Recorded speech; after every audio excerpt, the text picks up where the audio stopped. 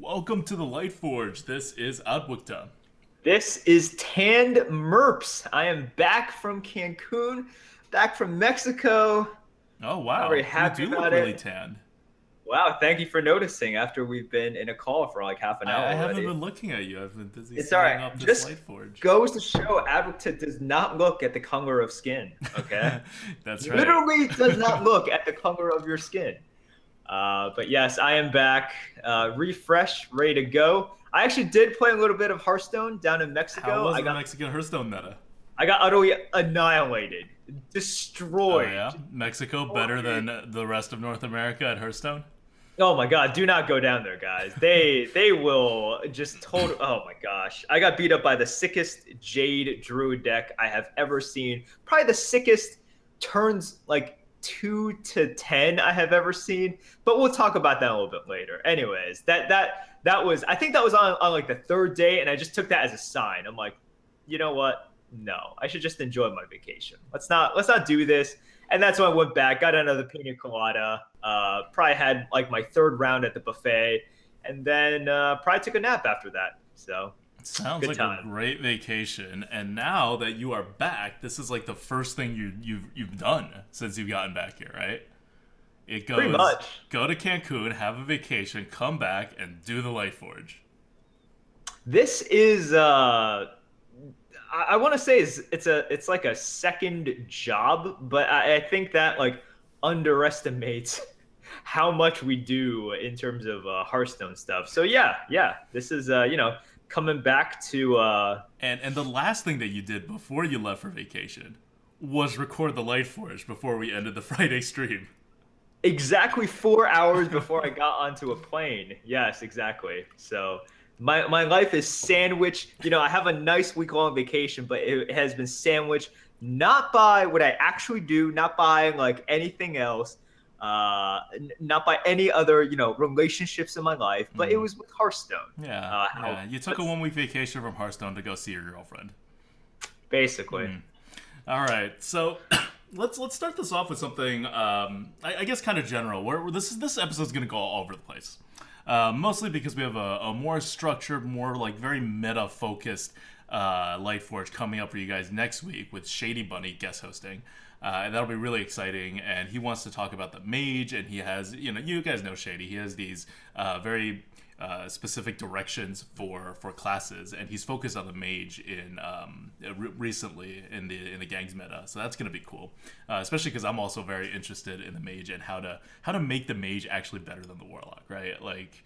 As you guys, if you heard the episode from 2-3 weeks ago, I'm not ready to give up on the mage as number one. I still think the mage is number one. I think I have some results to show for that as well, but well, we'll get Shady on next week. And we'll talk about the whole meta, not just the mage, but it'll focus on the mage and like the top of the meta. So this week we're gonna talk about like general Hearthstone things, and we're gonna talk about something that's probably not gonna make tomorrow's discussion in a big way, which is Jade. So let's start with the leaderboard. It is the end of the month. We are now in February. There is no leaderboard yet for the arena that has been published, but they usually don't publish the leaderboards until like a week and a half, 2 weeks in to the new month. I would not even be that surprised if we don't have the leaderboard by the end of next week, Yeah, and they publish it like the Monday after next week, right? right. So more than a week from now, because I've heard that for like the ranked leaderboard, like sometimes it comes out really late, No. and this is something new, so I could totally understand if they release it later on, but it'll come out, knock on wood. It should be out You at think it'll some come out point. the same time as the ranked leaderboard, or you think there could actually be a delay and they separate the two for like two announcements to make it seem like they're doing like more things? I have no idea. I didn't the rank already come out? I really have no idea. I have no idea like anything about ranked. I don't think the ranked But leaderboard's come out yet from January, has it? I don't know. So one thing that you'll know even without just like listening to our podcast is they usually announce these things like in the little, like if you open your BattleNet launcher, if you play this game on the PC rather than like a mobile device, they have these like ads for their own products that scroll through, right? Like before you can like play a game. So I haven't seen that advertised yet, and they usually advertise the leaderboards there. And I assume with the arena, because it's a new thing, they'll make a whole post about it as well. Yeah, I assume so. But it's been pretty exciting, and also this is actually what I would consider to be the first month because January, some people were not so happy. Oh yeah, some people. Some people were not so happy because they announced it like January 10th or 12th or something like that, right? Yep. They announced it in like late into the month when people have already played a third of the month, not knowing that they were being recorded. Right. And do And these some people also have pretty bad January results as a result of this oversight on Blizzard's part? So that was actually like I mean, if you're talking about me, I actually loved my average before then. It was like the 2 days after they announced it, and in which I played like 20 runs that I sank my average. But I do know, for example, like Ratmo wasn't happy about it, and Hafu wasn't happy about it, Yeah. right? Because But he they made new retired. accounts to play, right? Like they Right, created right. new accounts because they do this full time, so they're going to play like more than 30 runs anyway in the course Right. of like a week. And actually, how this works, it incentivizes you to create a new account, right? You want those Oh, that's easy true. runs. There's like Yeah, the first like 3 runs or something are in you get like basically a free like not loss like a negative sorry like it counts you as if you already have one loss to start, right. and You so queue it up, puts you in a lower bracket. right. So if you're 1-0, it effectively queues you up as 1-1, right? And whether or not that makes a difference, you might, I think you still might get paired up with the same guy. There's a chance, but It um, helps a little, right? it Like, does. does it It make a definitely helps huge a little. difference over the course of 30 runs? Those 3 runs, that 10% where you may get like one extra win on average. I want to say I don't think you'll get more than one extra win on average. That comes out to like a point 0.3 difference in win rate I think if it I'm could be doing the more than math that. right, which I, is I think I huge. definitely think it could be more than That's that. huge. Yeah, No, just yeah, even point 0.3. If you get average one right. win in those three Yes, things, that's point 0.3. Sorry, yeah, no, that's yeah. point 0.1. I'm doing the math wrong. That's point 0.1. It's not that big, but it's significant still. Point one is for the purposes of this leaderboard. I think point one is really big, Yeah, right? it'll move you Yeah, up and down like 10 spots probably. maybe. So yeah, like it also one of the criticisms, I guess, if we're moving there, is people are just like, well, um, why am I playing on my own account, right? Like I should play on a new account, just because to get the easier runs, and also because of the way that this is. And it was one of the criticisms for people when they were just like, I don't know how they would make a leaderboard, right? Um, the fact that you can't erase any runs means that you need like a sort of quote perfect 30 runs, right? Right. Which means you want to look at your first 5 runs. If they're not basically if they're not stellar, if you're not averaging like 9 in your first 5, you should trash that and you should start all over again. Like it's almost to that effect, which is unlike ranked, right? Because if you sort of de-rank to, let's say, like you get to legend, you want to make top 50 legend or top 100 legend. You play some janky sort of Murloc Druid deck because you just want to have fun. You go back to like 3,000 legend rank, but then you queue up aggro shaman, you play, and then those previous losses are all erased, right? As long as you keep on playing and you keep on accumulating a Yep. positive win rate, which is not the same thing here. So it's definitely like different strategizing, and there's some like tape that you have to go through, but still, they gave us something. Really happy about it. We'll see what happens when the leaderboards come out. I'm actually just really curious What about the numbers are? what the numbers are. Okay, so for the record, because your account for January is crap after those 2 days, and then you gave up on it because you were doing weird stuff, and I Right. made you draft a Jade Blossom deck, which did not help. But we'll talk about Jade Blossom later. It did make for really good experimenting, and I followed up on did. that on a later draft in which it did much better. But using a lot of the principles we learned from doing the Jade Blossom deck on your account. Right. But Yeah. so basically, don't expect to see Merps on the leaderboard unless this leaderboard unless it's like it ends up being like no one's done 30 runs, right? Like Yeah. unless that 'Cause happens, I feel like you're out of the running. I actually did retire some decks Oh God. afterwards. So it like if I'm on there, it might be like 6 flat, or it might even be like 5 point something. Because retiring, like I'm basically adding oath. I Right. added like a Yeah, couple and you of should add threes. O3s for Yeah, retiring.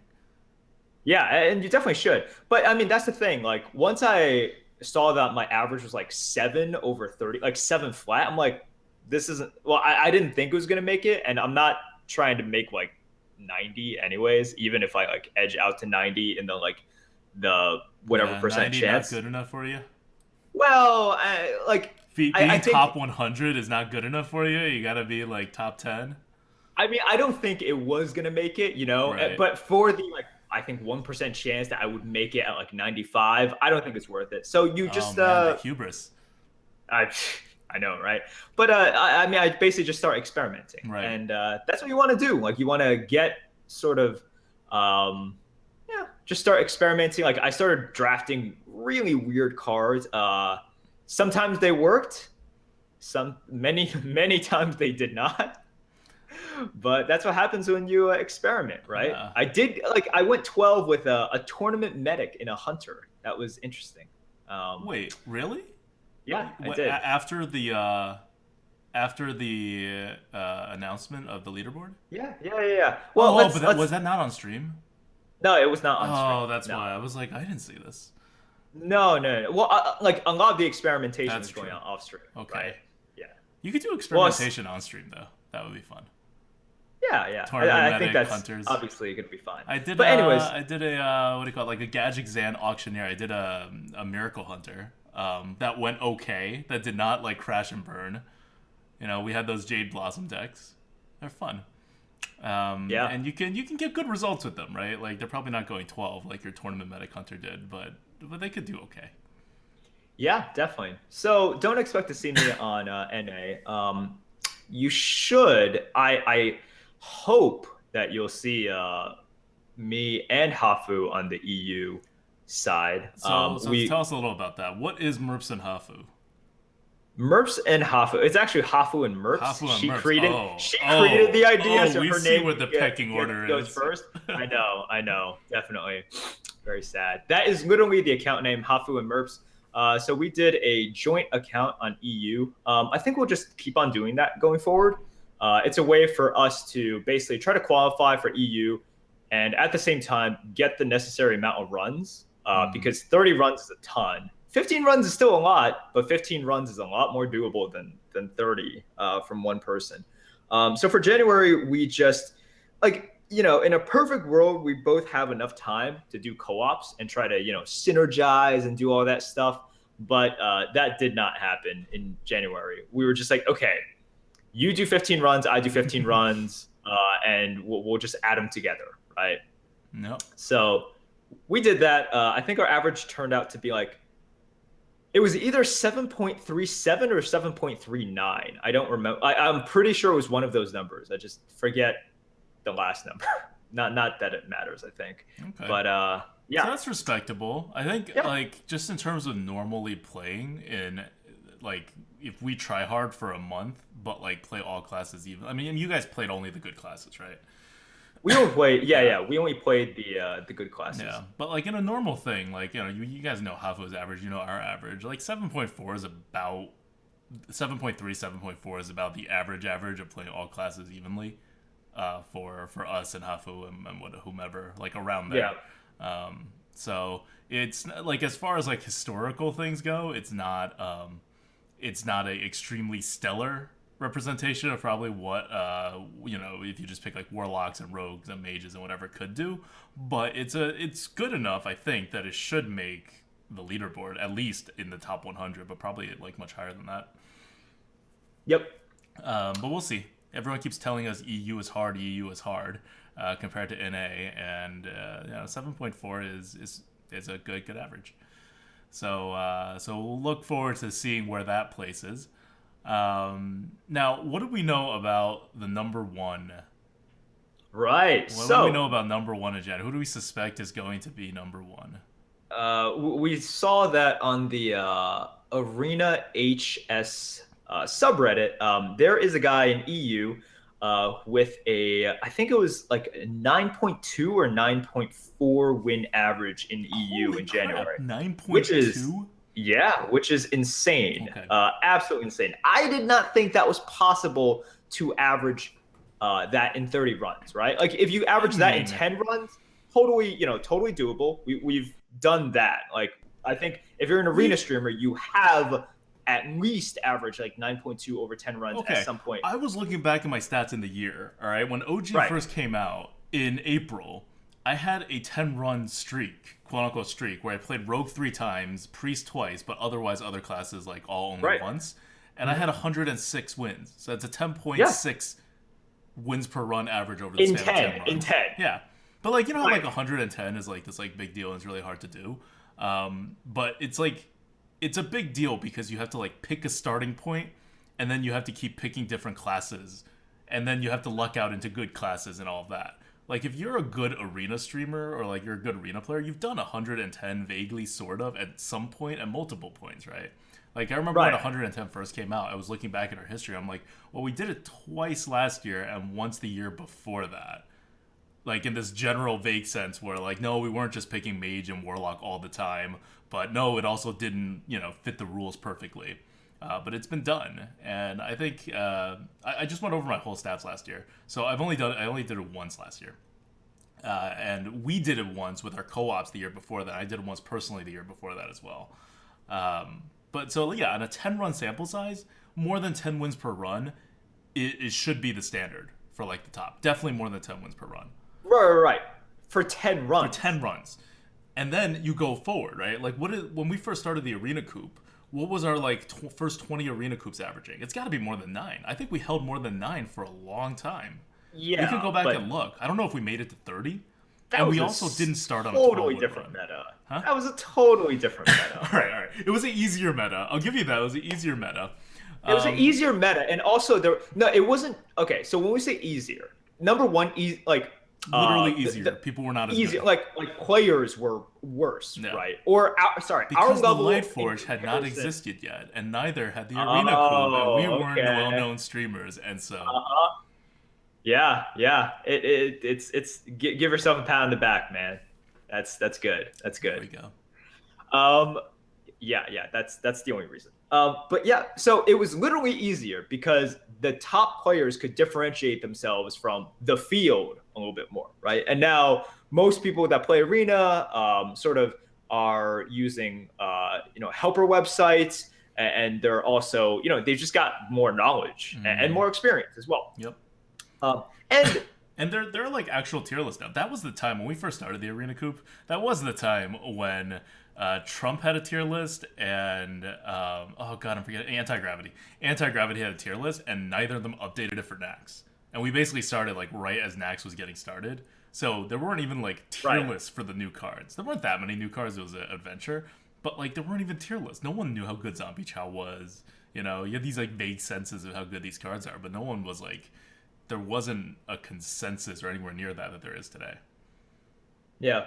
So the also like back then it was easier to average a little bit higher because you just didn't have all the stuff that happened in Arena, right? The swings are smaller.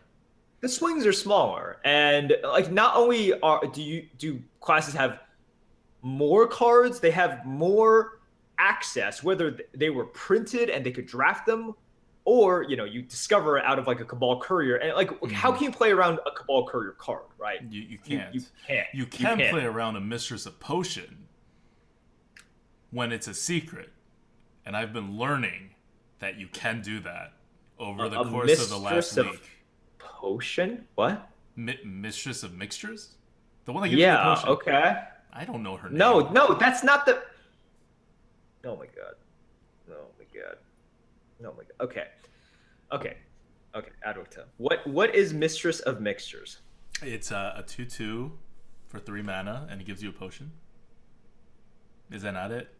Is it a 3/3 for 4 mana? Oh my! Even the card that you're thinking of, you not only got the name wrong, but the card that you're thinking of, you're even describing wrong with the mana cost and the. Oh my god! I am good arena player. I play arena and make tier lists. What are you talking about? Okay, so Chad is telling us it is a Cabal Chemist. How did you get all of that wrong? You I got don't know. every single factor of that card wrong. You first got the name wrong of the okay. Oh my god. Okay, so first you alluded to Mistress of Mixtures. Oh, which Mistress you of called Mixtures is Mistress the 1 of mana Potions. 2/2. Yes. Let Oh, me that's finish. why that's in my You are head. terrible. You first alluded to Mistress of Mixtures as Mistress of Potions when you were thinking of Cabal Chemist. Because but he then gave you potions. But then you. God. You know what? This is the tentacles thing all over again, right? This is my problem with old gods, where like everything was a tentacle, and I'm like, why are there so many tentacles? It's confusing. Now with the Cabal, everything's like potions. It's very confusing to me. Oh my god, that was terrible. That was the worst. So it happened a couple of times over the last week. Well, you know, just over since Gangs came out, where there's a Cabal Chemist being played, and then they play a secret, and I'm like, what secret is this? I guess I'll play around Mirror Entity, and then chat kills me because that's stupid. Because the only secret it could be is the Polymorph Potion. Oh my god, that was just like watching you fall down a flight of stairs onto another flight of stairs, which you keep on falling, and then you fall onto another flight of stairs. Wouldn't that And just it's be just called like stairs? no. It's like in a different building. I don't know how you do it, but I don't know how you just did what you just did, anyways. So, oh my god. All right. Not all of us are on the January Arena Leaderboard with Hafu, okay? Some of us don't even qualify for the number of runs it takes to be on the January leaderboard. 30 is a lot. It's a 30 lot. is a lot. Like, yeah. if it's not 30, if it's just like, if it takes like a 3-month average, and then, you know, the minimum is still 30 runs, but it's over 3 months, I would think the Arena Leaderboard would be a lot more competitive. Because there's plenty of people who can't do 30 runs in a month, or aren't willing to, or can't do it starting from the middle of the month, which is when this was announced. So, right. like, if I'm someone who can't get the number, who can't qualify for the number of runs, and I do this, like, you know, we have podcasts, we do tier lists, like, I'm an arena streamer. If I can't do this, then a lot of people can't. And we're adding extra streams in February and all this other stuff, and just to make me be able to hit the 30 mark. So I'm not doing the Arena leaderboard on January, but I'll be there in February. I've gotten 5 runs under my belt, maybe 6, 5 or 6 runs. But I know I'm averaging 9.2 right now, and it's been going well, off to a good start. It's just the difference between like what a lot of people wonder, right? Like, what's the highest arena average that's possible? And you see everyone's stats, and you know the highest possible back like last year around this time when there was a guy tracking everyone's like stream stats, like 7.4 was pretty much the highest with people who were playing. And that was also when the 110 challenge was out, so people were playing a variety of classes. Most people were playing a variety of classes. So that's kind of what the thing is. But now you're going to see a lot higher numbers than that, because you're going to see like runs that are not streamed, which gets you higher averages because of, like, you know, lack of like ghosting and like sniping and all that stuff, and just like distractions. And you're also going to see what happens when like people are really focused for just 30 runs, right? Yep. Like if you're a streamer like, you know, Hafu or whatever, and you have to do like 100 something runs every month, you're not going to be as focused for all 100 runs as you can for like 30. I think the most interesting thing, like back when a guy used to track all of the stats, right? Like one of the most interesting things was seeing even the variance within 50 runs, right? Like I think for my own stats, like there was he kept track of like a running 50 run average, right? Like so at any one point, what was your last? What was your average over the last 50 runs? The 50 swing is huge compared to the 100 swing, which is what he was also doing. The 100 swing is really stable. The 50 swing kind of goes all over the place.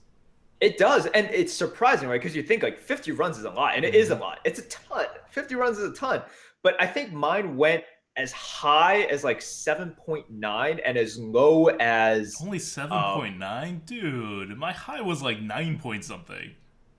No, it wasn't. It was 8. It was 8.5. I remember this. My high was 8.5. Yeah, over 50. I was on top of the leaderboard for a while. That's how I was on top of the leaderboard. No. You were on top for like during like the first whatever, and for like the week or whatever. It wasn't over. It wasn't 50. trailing 50. I thought it was trailing No, 50. no. Did he do a shorter trailing one? Maybe it was that one. Yeah, he did a shorter trailing one. Okay. He never did the trailing 50. So which one was trailing? How did he split up the trailing? I don't remember exactly, but that was never featured. Yeah. Okay. Yeah. Fine then. Dude. Maybe the shorter trailing, like maybe it was trailing 30. I think it's archived. If you were confident, you can check, but I do not remember it like that. Okay. Yeah. First of all, that would be absolutely insane. Mm-hmm. Like that would be like absolutely insane if someone managed to average 8.5 over 50, because that would be like a true arena average, right? Because lots of people think of that as like almost a true arena average. Over 50? Yeah. I mean, this is Blizzard's philosophy, right? They do things by month. Ranked seasons are by month. Now arena seasons are by month. Should really be by 3 months. Like, that's what Overwatch does. It's by 3 months. It gives people the chance to actually play the game. Like, a lot more people can participate if you do it by 3 months. I hate this system. That's one of the key reasons why I stopped playing ranked, is because I couldn't do the ladder grind. Like, I have a limited amount of time to put into this thing, and I like arena more. So I can't just do ranked off to the sides. It'll just reset every month. There's no progress. It's pointless. So literally that decision was what made me not play ranked Hearthstone on the side.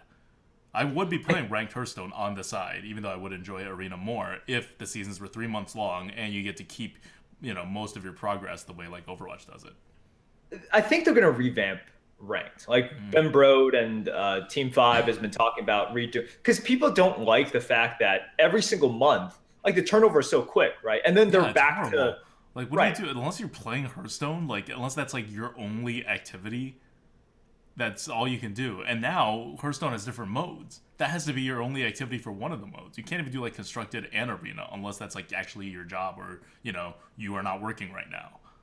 Like if you have school or you are working, you don't have the time to do both like a real ranked ladder grind into like to top, and even mid legend, but like definitely not into top legend, and also do like 30 arena runs. Like no one has that time. Nope.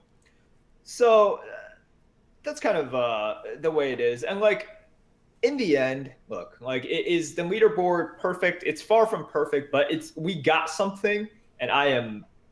Like I've always said, no matter what they do, I just hope that they do it, and they did. I was about to say they did it, but they haven't done it. They're about to do it. Hopefully, they're about to do it. Merps is setting himself up to be hugely disappointed.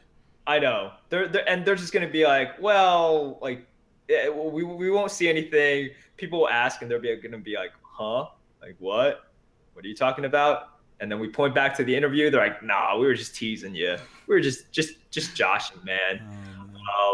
Yeah, that would make me very sad. That would also make a lot of people angry who like made probably 5 or 6 or more accounts to keep on trying for the leaderboard. But yeah. All right, so that's enough about the leaderboard. But before we jump into Jade, let's do a question from the GOAT. Oh, yeah. Let's switch up the order because Jade ties into with our card good bad. Right. Because our card good bad today is going to be Jade Blossom. So let's do card from the GOAT first. This is actually submitted by Shane, one of our mods. Mm-hmm. Thank you, Shane. This is a simple question. We asked sort of like favorite card from MSG in terms of, flavor or, just a card that you like to play. What's your least favorite? And you can use any criteria you want, okay? You can use it in terms of like, I hate facing this card. Mistress of Potions. I hate that card. It doesn't even exist, but it screws me over all the time. It doesn't even exist. It's so confusing. It's like a bad name and a bad card design, and they could really just do better with the whole like art department and all that. It's just a poorly designed card in every way, shape, and form. Oh God. All right. Yeah. So what's a real card? Okay. What's a real card that you don't like, or do you want me to answer first? I mean, I don't know. I'm just using alternative facts here. That's a real card to me, and I want you to respect that. Okay, I will respect that. All right, and I will not check. Okay, that's good. That's good. We'll move on. That's good.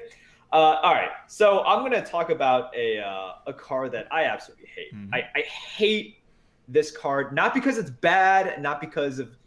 You'll understand as soon as I say it. Smuggler's Run. I hate this card. Yes. I Oh, hate this card. yes. No, and I hate it from both sides. I hate when I have it, and I hate when my Yep. opponents have it. I will tell you why.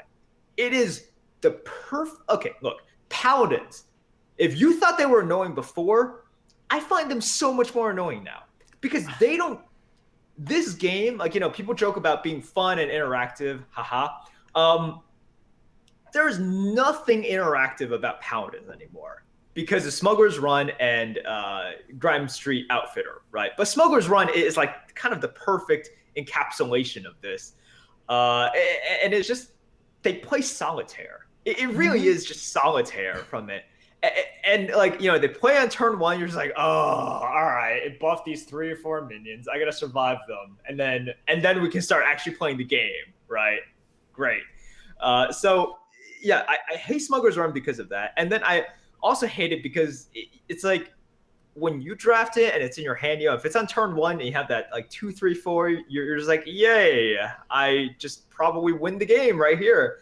And then there are those times when you're in top deck mode, you might have 1 card in your hand, you might have no cards in your hand, and you get the Smuggler's Run, you're just like, God, I hate this. I hate my life. I hate this game. What am I doing? It's one of those cards that has such a swing factor, whether it's on the other side or on your side when you draw it, and then it just makes the game devolve into this like, all right, well, now that I have buffed all my minions in hand, I'm just gonna play them, and then you deal with it. Try to deal with it, survive like the next 4 turns, and if you survive it and we're even, okay, I guess we can play a normal game in which normal expectations from a turn hold true. I'm not salty at all. So I understand that feeling completely. I like the card for the same reasons that you don't like the card, I think, which is I think that that's totally understandable. Yeah, I can see it. Yeah. it's solitaire. I don't mind if my opponent's the one playing solitaire. Because I'll also give you this. This is like my personality, right? Like, my main in Overwatch is Reinhardt. And people are like, how can you possibly play? I have like hundreds of hours on Reinhardt. And people are like, how can you possibly do that? It's the most boring thing. You just hold the right mouse button, and then like you wait, and then you react to something once every like 2 minutes, or like once a fight or something. And I'm like, yeah, that's important. Like what you react to, when, how you're planning this out, that's all very important. And that's when you're against a paladin, you have to do a lot of turn planning. And you don't have to normally, I think, you're playing solitaire with yourself. Because normally you're turn planning your own hand. What am I going to draw? What are the mana pieces on my, that I'm holding? How much mana do I have next turn? Am I going to overload? Right? That's all solitaire. That's all stuff that you're planning and doing for yourself, which is great and all. But when your opponent uses a Smuggler's Run, all of a sudden your whole calculus changes. You're now not only playing solitaire with yourself because of the whole turn planning, you are now turn planning for him and his known tempo boost that's going to come out in whichever turn that he's playing it.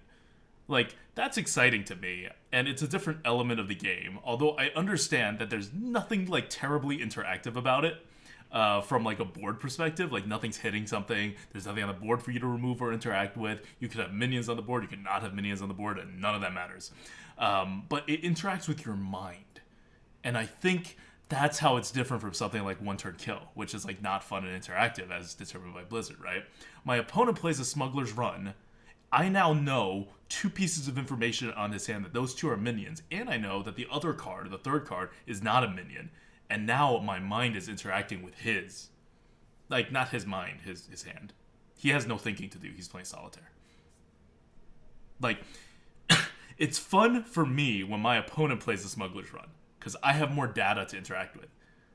Right? Like, that I play almost my entire game on reads.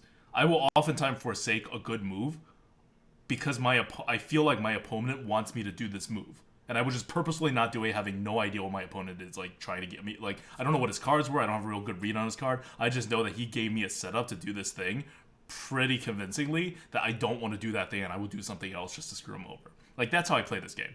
So having more information about my opponent's hand is like crack to me. That's like next level for Hearthstone. And I know people, like, I understand what you're saying. What you're saying is totally in line. If we had a vote about who people agree with, you will win like 80% of the vote, if not more. But for the few people like me out there, and I hope there are people like me with this mindset out there listening, the Smuggler's Run cards are pretty interactive to me.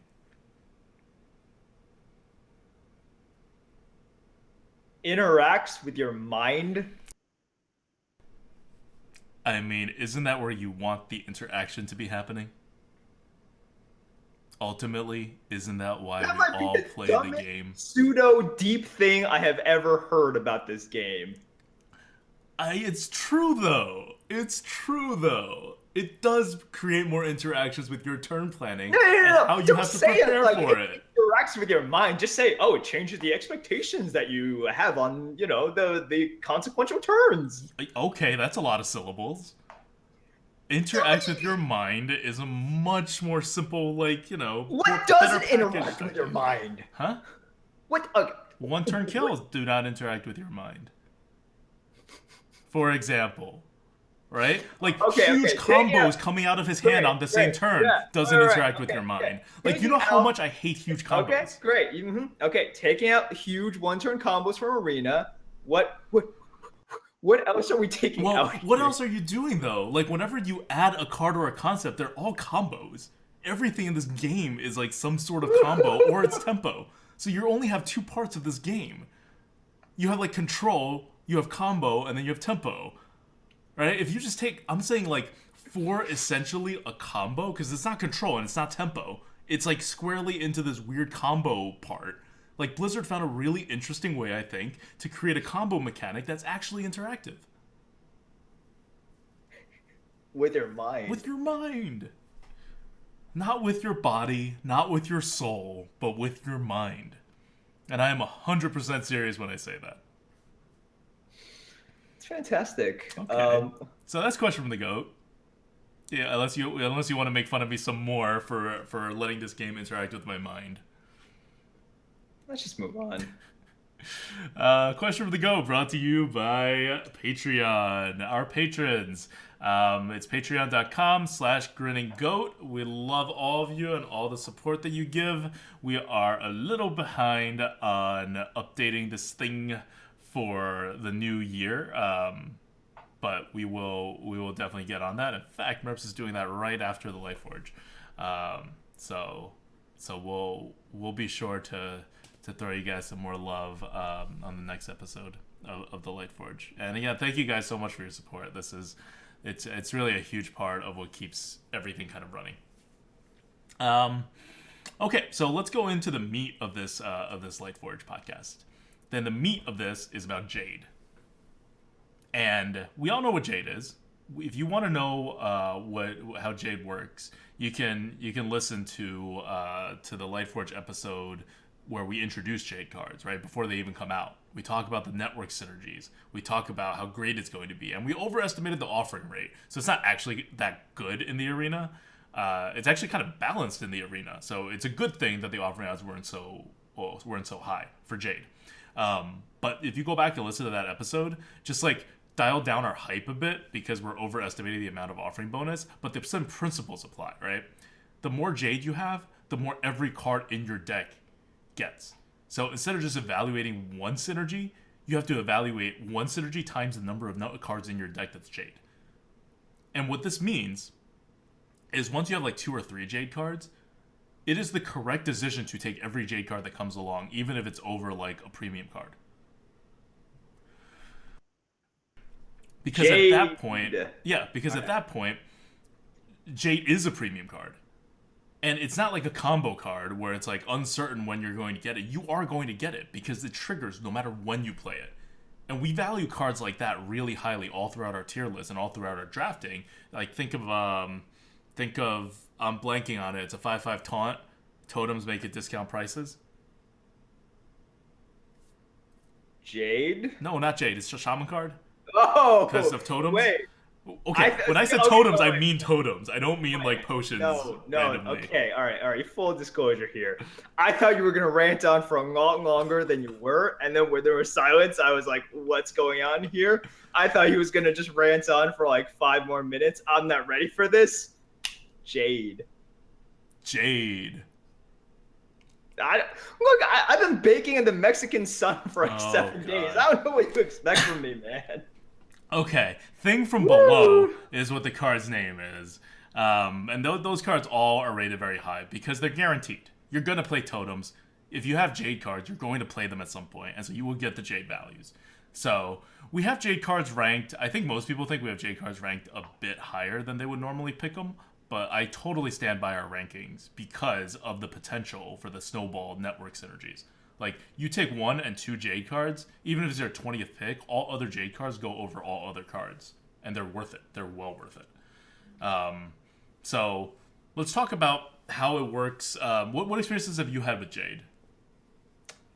Well, good experiences if you're talking about Rogue, right? Rogue, I think we agree, has the most definitely the most flexible. And it has, I would say, sort of, the 2 best Jade cards in terms of Jade Swarmer and Jade. What was the Shuriken? Yeah, and Jade Shuriken. Both good cards. Good that common cards. Right, good common cards that work with the playstyle that Rogue wants to play in. Yes. Right. The problems that you have with the other 2 classes, Druid and Shaman, are their Jade cards are either like a little bit more expensive, like Jade Behemoth, right? Obviously, I'm going to default to like the sort of the worst Jade class in a way. But Shaman's Jade Claws is really good, but once again, that's a rare. Jade Lightning, it's a decent card, 4 damage for 4 mana that leaves at least a 1/1.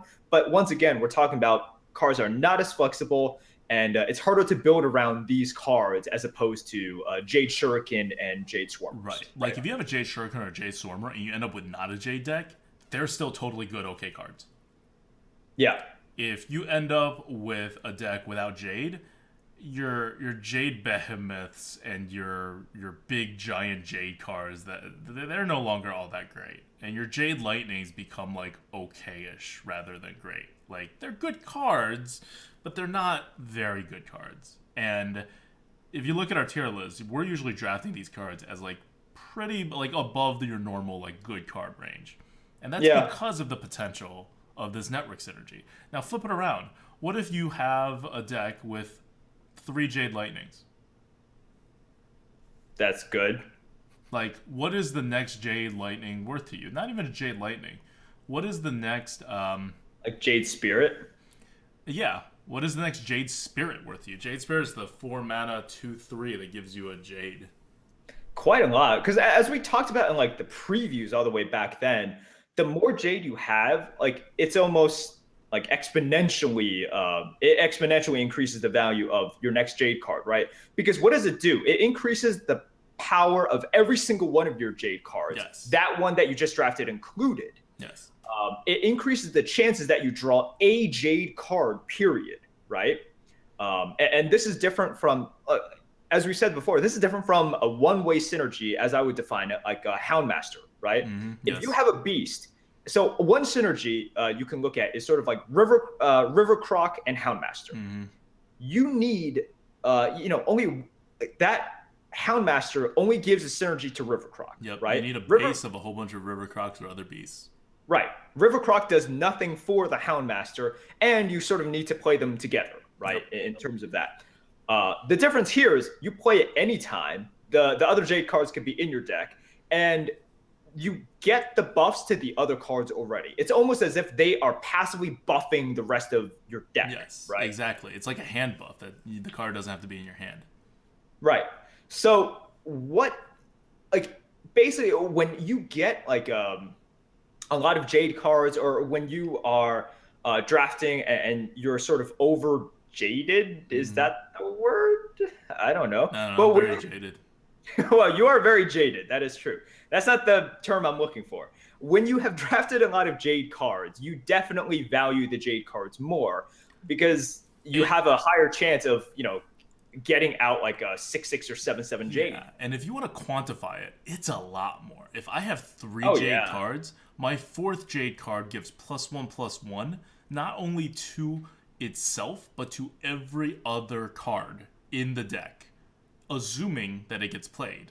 And I'd say, like, as a really rough estimate, you play like half your cards, like in every game, on the average game, or you have the chance to play half your cards in every game, right? You may not play them all, but you'll draw them all at least. Like, when's the last time, unless you have a super aggro deck, that you end the game, you put your cursor to the right hand side where your deck is, and it says a number less than more than 15, right? Like, very rarely. And so you're gonna see at least that many cards, and so have it. And so instead of getting +1/+1 stats to everything, give it +1/+0 stats. That's 1 stat for every Jade you have. And it opens the door where the next Jade card that comes up, which you would pick anyway, because again, they're all like insanely powerful with its network synergies, it itself would get another +1 on top of it. So each of these synergies is 100% guaranteed. It's as good as if it's just on the card itself. Yeah. Like, instead of thinking of it as 2/3, put a 1/1 Jade, but if I play it later, it's a 4/4 Jade. Think of it as it's a 2/3. It doesn't remove your factoring like whether it's played on curve or not. Think of it as like it's a 2/3 and it provides a 3/3. Why? Because we have 4 Jade cards, and that's like the average that number that we're gonna see, right? Or like 5 Jade cards, and that's the average number we're gonna see. So now you have what should be like a 5 mana card for 4 mana, with no conditionals. No conditionals. That's the key. So you just have like a super overvalued, like a undercosted Silverhand Knight, and that's an insane card. Now that only comes into play, and remember, this is Jade's Spirit that we're talking about. This is like a totally worthless card otherwise. So you turn that and you look at something like a Jade Shuriken, and now it's a 2 mana, deal 2 damage, put a 3/3 on the board. Right. Like, it's just absolutely insane what Jade does once you get it going. Like, and I don't mean once you get it going in the game. I know that's how people like to think about it. Once I get my Jade going, I'll have these good like combos, but that's not how the Jade works. It's just already there. There's no conditionals. Once you set the deck up, like Jade is entirely a deck building exercise. Once you set the deck up, you're safe. You just have a really overvalued deck where you're going to get a whole crap ton of tempo that you shouldn't get just by playing regular minions, which you want to do in the arena anyway. Yep.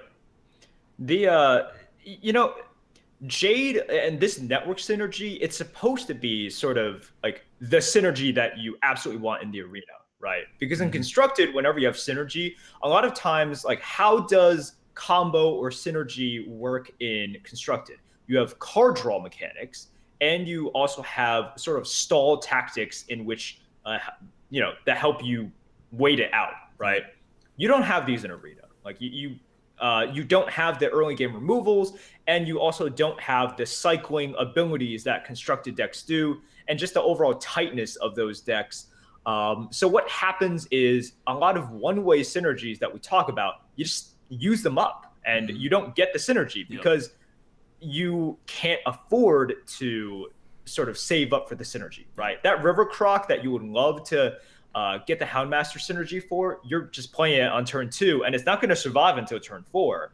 And so, like, we say it in the arena all the time. We don't like synergies. Yeah, Jade is not a synergy. No, Jade is a guarantee. There's no conditional on it. And also, right, the better player you are, the more you don't want these kinds of things. The more you don't want like any uncertainty, which is what all combos are. And Jade takes that away.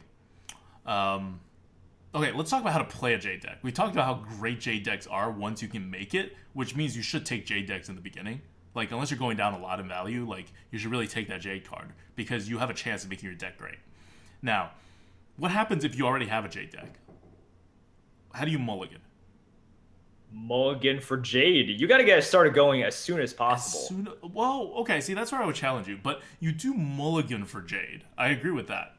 And you mulligan for Jade because you want the Jade cards in your hand. Because remember, the Jade cards only give +1/+1 to everything if you actually play them. So yeah, and these cards are like generally able to be played on curve without too much loss of tempo, or to the extent they lose any tempo, they can be like, regained. So you can play them in a pinch at whatever their mana cost is if you need to. But more importantly, you just kind of really, really want these cards in your hand. Like, would I keep a Jade, like what is that, 6 mana Jade card in my hand? Probably not, but any like 2 or 3 mana Jade cards, even a Jade Spirit, if I have a Jade enough deck, I will keep in my hand. Because they will eventually make you out card advantage and out tempo your opponents. I think the point I want to really hammer home, and I've had a lot of success with Jade decks. I have like a 12-win Jade Shaman. I have like a lot of 10+ win Jade Rogues, and I've recently added a very high Jade Blossom, a high win rate Jade Blossom deck into what I've done in MSG. But the way you play Jade is you don't want to play Jade. Like, you don't want to play Jade on curve unless you have another Jade card in your hand. You don't want to play Jade early because you don't realize the benefits from the Jade until your second card. And it's not really, like, worth it. Like, it doesn't actually become better than a normal card. Like, a Jade card at the first play that gives you a 1/1 Jade is always a little undervalued, at least. A Jade card that you get on your second one is a good value. Like, that's a good card that you're playing. But you don't play an undervalued card, especially in the curve game, just to, like, set up a normal, like, a slightly above average value card. It's the third one that you really get your value's worth. So you don't want to play the Jade unless you're okay detempoing, or, you need to make the mana work or something like that, until you have 3 Jade cards in your hand. Until then, don't make it a priority to play Jade. You will, like, hurt for no good reason by doing that. The Jade cards are worth, and remember, they're guaranteed. They're worth as much in your hand as they are on the board in terms of the jadiness. Jadedness? It's really hard to say. I agree. It's not, they need a good word for that. So when you're playing, right, a lot of people, like, this happens all the time, especially when I have, like, Jade Shurikens, where they're like, or Jade Swarmers. People are like, oh, play the Jade, or like a Jade Spirit. No, don't play the Jade. If you have any other options, play the other options, because they'll probably give you more tempo. Jade is your backup plan. It's your, well, I need to, like, play some mana stuff, so I might as well as play this, right? Or, like, I don't want to overextend and use up my good card, so I might as well as play this Jade card that sets up a future thing, or, like, whatever. That's Jade's role. So it's in this weird thing where if they're low enough cost, you want them in your hand because you want them to be played eventually, like, really badly. And they can be played on an emergency. They're not like a Kraken, right? It's not going to be stuck in your hand forever. You are going to get to play them at some point instead of, like, whiffing. But you really don't want to play them until the mid-game. And it's not like, and in the mid-game, if you can afford to not play them, continue not playing them. What you want to do is, and like, if you've been watching my streams this past week with the Jade, or like before that, like, I snowball the Jades out all on the same turn. It's like Jade this turn, Jade next turn. This is turn 6 and turn 7, and then I win the game. And before that, you don't even know I'm a Jade deck, even though I have the Jade cards in my hand. It's not that, like, I don't want to tip my opponents off. There's not that much you can do against Jade. Like, Jade is truly solitaire, in my opinion. Yeah. But it's because you don't get the value from it. You needlessly concede the board if you play Jade early. Yep. With one exception, which is our card good bad. Card good bad, Jade Blossom. We rated a 42, which is pretty bad on our tier list.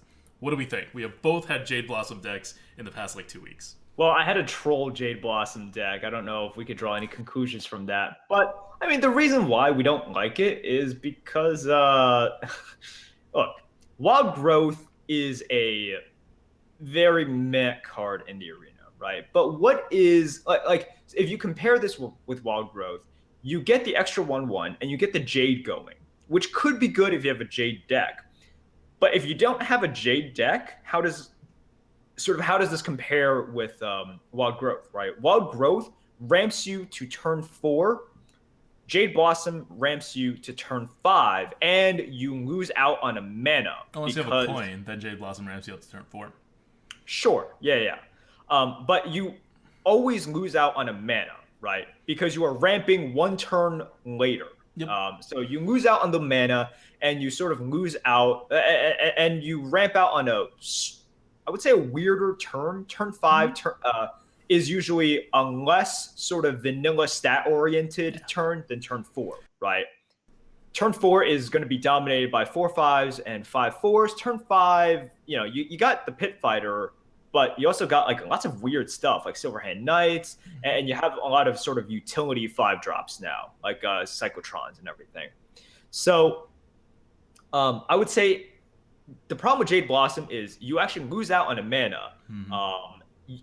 And you ramp to a weirder turn that is not as sort of anchoring or as impactful as Wild Growth into turn 4 is. Yep. So on turn 3, Jade Blossom in a non-Jade deck, not as good as Wild Growth on turn 2 in a non-Jade deck, or even a Jade deck. So, sorry, in a non-Jade deck. But what's really bad about Jade Blossom? You're missing the really obvious part about why Jade Blossom really sucks. Does it cycle? It does not cycle. Yeah, there you go. Jade Blossom doesn't cycle. You have a Jade Blossom at the end of the game, it's whatever amount of Jade you can get out. Which, if you have a non-Jade deck, that's a 1/1 for 3 mana. That's your card. You're done. It does not get you another card. So Jade Blossom has its issues.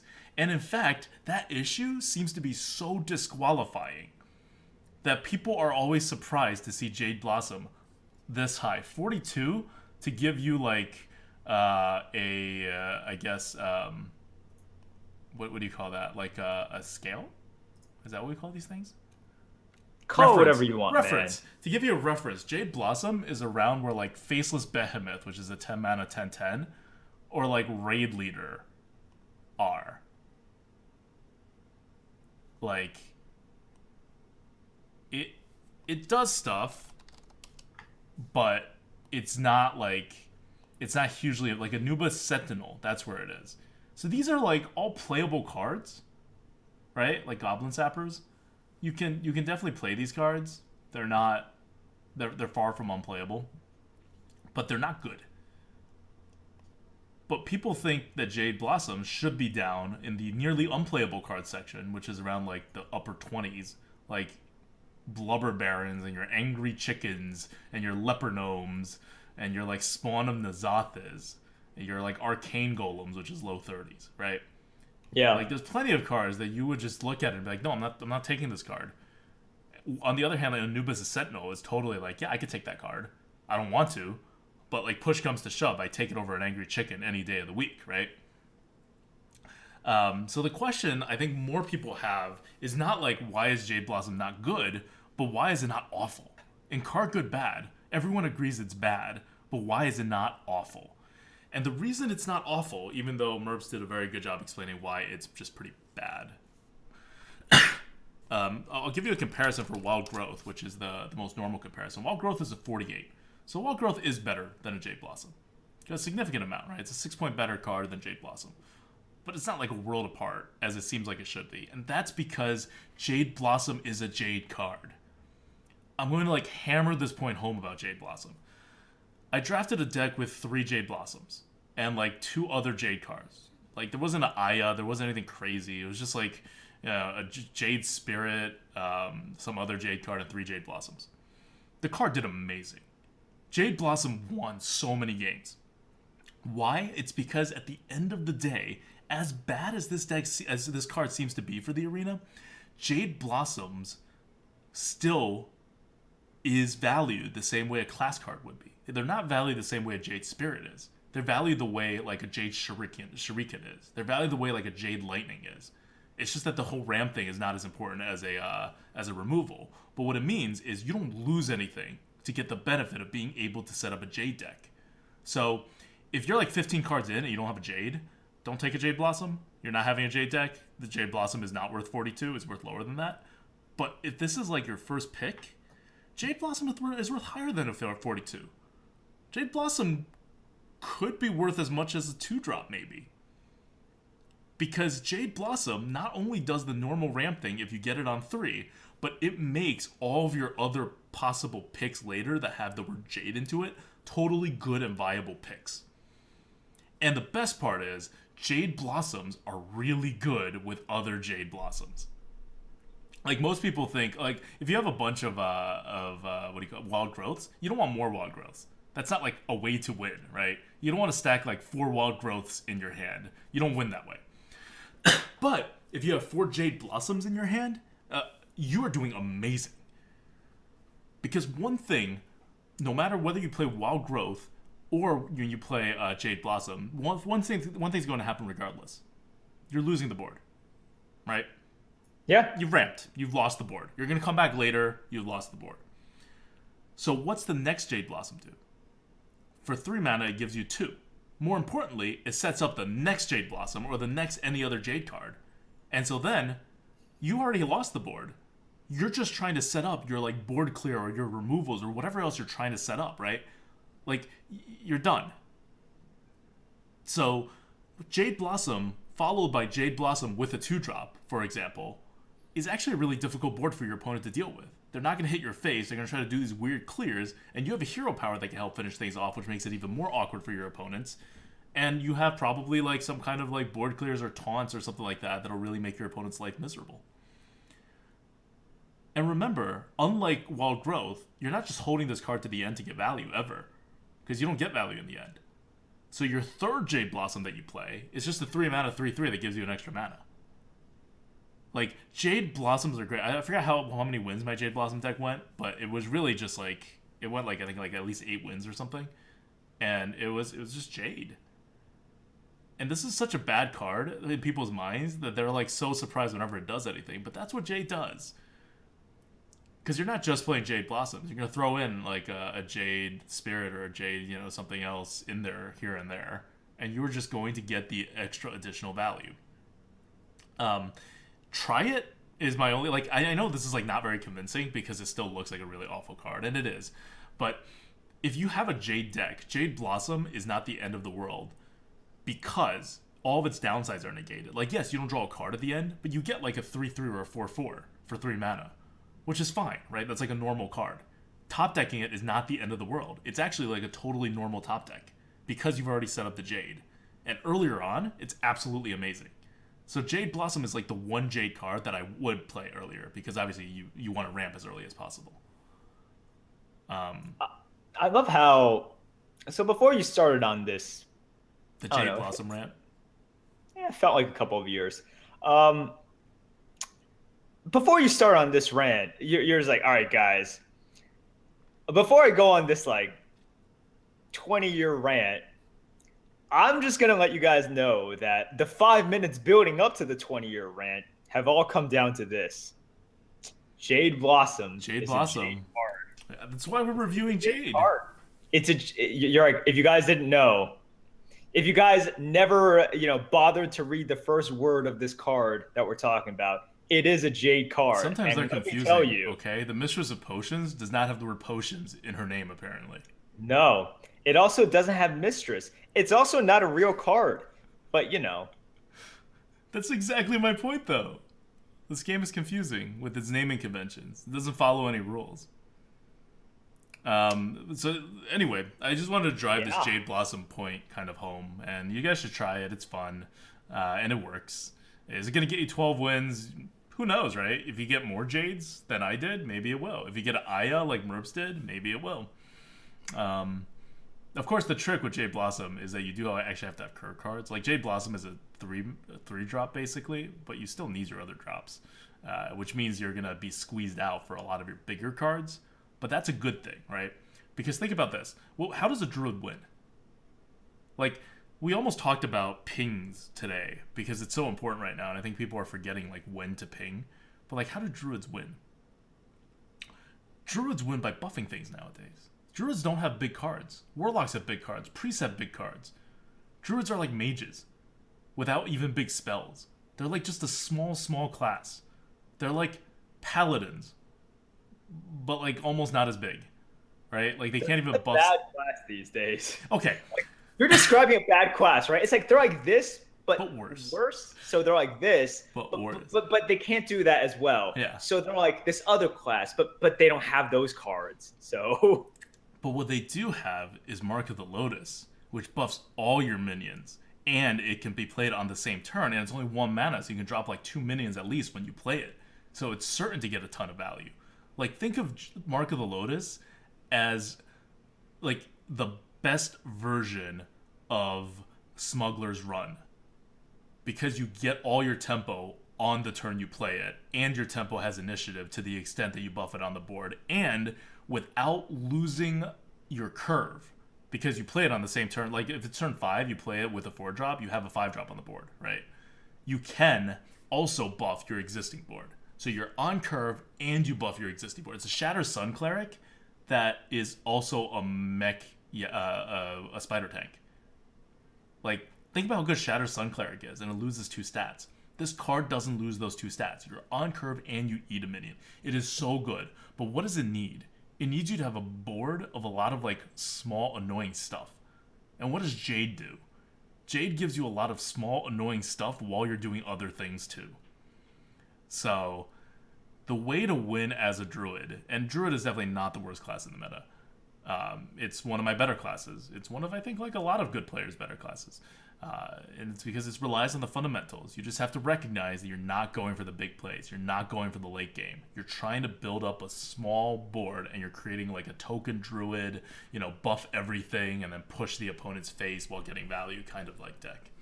You're not aggro, but you're like mid-range buff, right? It's like Paladin almost. That's like the best way I could describe it. It's like Paladin, only you don't get a 1/1 on the board, you get a hero power. Which means it's not as good as Paladin, because if you're trying to buff small things on the board, you want small things on the board, rather than a hero power. But pings are still powerful, right? So Druid still got that going for it. And then you have random beast synergies, which could work out. Yep. But yeah, Jade Blossom fits into all that rather perfectly.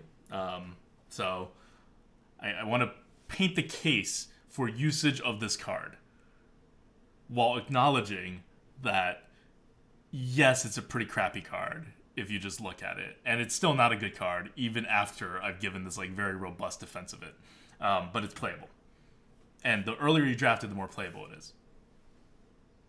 All right, I think that's good. I think you've talked for long enough, and I think I've zoned you out for more than enough. Okay. I want to make one more thing though. I don't want to end this topic of Jade yet, because we haven't revisited. We've kind of like dropped Jade, right? Like, we talked about Jade before it was released, and then it was released, and we're like, where are the offering odds? Jade decks don't work. And I think now, at least me personally, I've gotten to the point where I'm revisiting that whole idea that Jade decks don't work, and I'm coming to the conclusion that Jade decks actually work really well. You just have to know when to not draft a Jade deck and when to draft a Jade deck. And you have to know how to play it, which is for things like Rogue and Shaman later. Like, you play those cards as late as possible. And for Jade Blossom, you obviously play it as early as possible.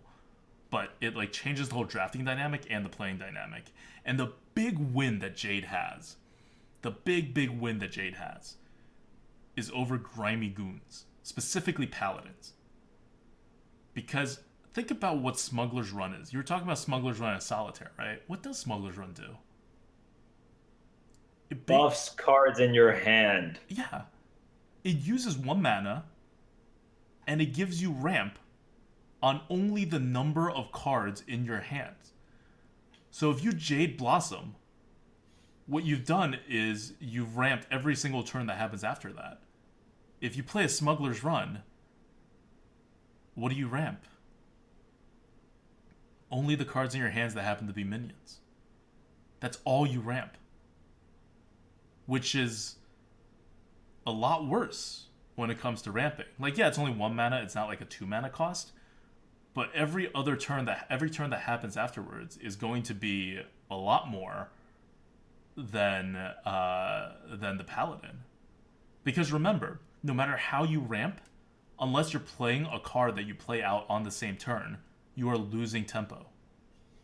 You are losing tempo, and you're going to lose the board the turn you play it.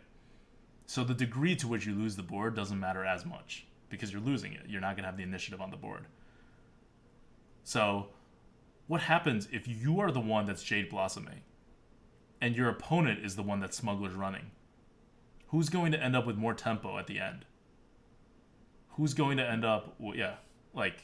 It's you. Well, depending on how many Jade cards you have. No, yeah. Even if you have no Jade cards. Ramp is a counter to hand buffs. Oh, okay. When you say ramp, I thought you meant ramping like the Jade stuff. No. Because we're talking about ramping Jade. mana. Jade Blossom is a double whammy, right? It not Yeah. only does the normal ramp counter to paladins, like imagine playing Jade Blossom and not losing the board. That's what happens against a paladin. It's just like a free win. Like, think of how many times as the paladin you smugglers run, and you're like, oh man, if only I had a couple more big minions. Or if you're facing a paladin, you're like, if he had like one or two more buffed cards, I'm dead. And they don't, and you win. Well, when you're playing a Jade Blossom Druid, the Druid does have those big buffed cards. Because the Druid is moving at a faster tempo than the paladin if Jade Blossom comes out by the mid game. And then Jade. So that's like I think a good way to think about what Jade is actually doing for the Druid. And similar against the Mage, right? Like if the Mage is not trying to be on the board and is floating some mana, you can basically compete on the board against the Mage while ramping and while setting up your Jades. And then the Mage is screwed because you've set everything up. Against Warlocks and Priests, not as good. But good matchups against Mage and Paladin. Okay. Do you want to add anything about Jade Blossom? Nope. It is a decent card that could be really good, and that is we're good. We're good. Try it out, guys. Play Jade in the arena. And you might lose, but you might win too. I think that's the key. Is we want to tell you that you might win with Jade also. And I don't think enough people believe that. Yep. All right, guys.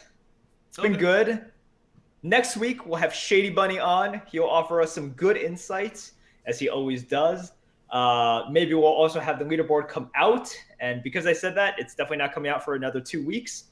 But until then, take care, guys. Good luck in the arena. May your February runs go 12-0 every single time. All right. See you guys.